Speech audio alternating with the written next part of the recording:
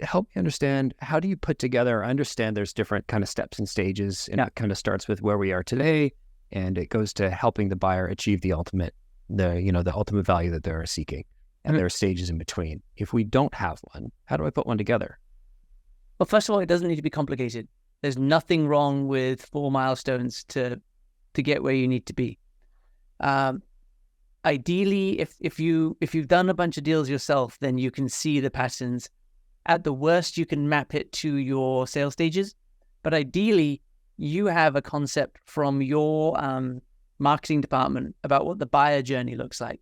Because the weird thing to remember is the buyer started their journey probably before they talked to you, unless you're awesome at cold calling. So if you can imagine in your head the mix of the buyer journey and first of all, they're seeking to educate themselves, then they're seeking to validate some vendors, then consummate the deal. At the same time, you have a seller's journey.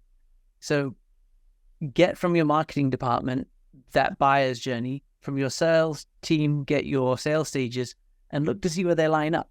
And boom, that's your mutual action plan, because both of you need to accomplish these jobs to be done in order for this deal to close, and then in order for the customer to fix their problem.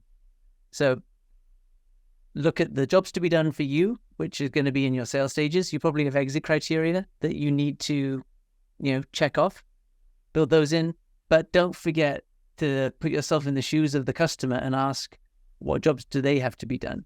One thing that I really like advocating is when you have and this is more for a leader, when you have your template of what you think is the right buyer journey and sales journey glued together, go to a recent one customer. Everyone has like the friendly winners who you just liked them as people, and now they're a brand new customer, and say, I'm wondering if you and I can talk about that buying experience that you just had, and I wonder if this would have helped guide you at all.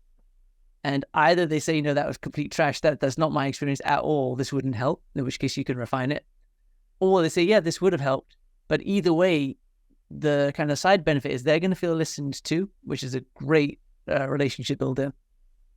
And you're going to get an insight as a leader that you didn't have, because you're going to hear some inside baseball from a buyer where they're like, I really found the procurement process was really difficult, or your pilot was real hassle because we had these sticking points.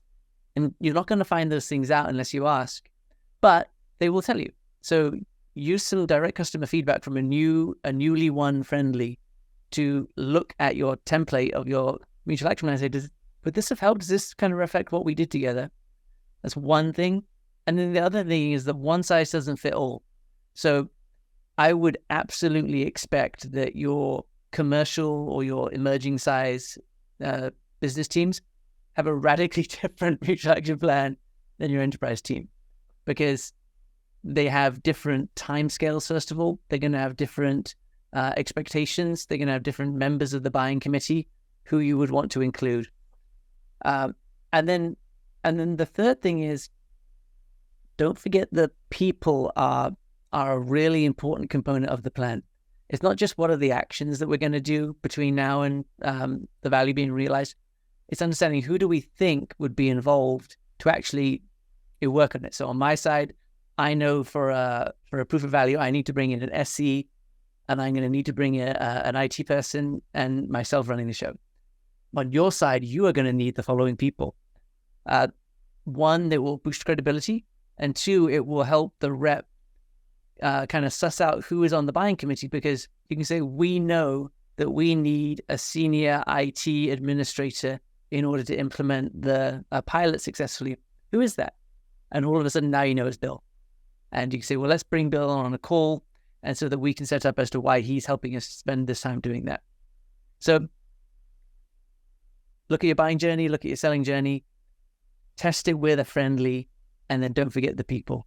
And don't overthink it. 4 milestones is absolutely fine. And then the final one is, don't end on close. End on implementation at the very, very soonest, or ideally you're ending on actual problem solved and working backwards from that.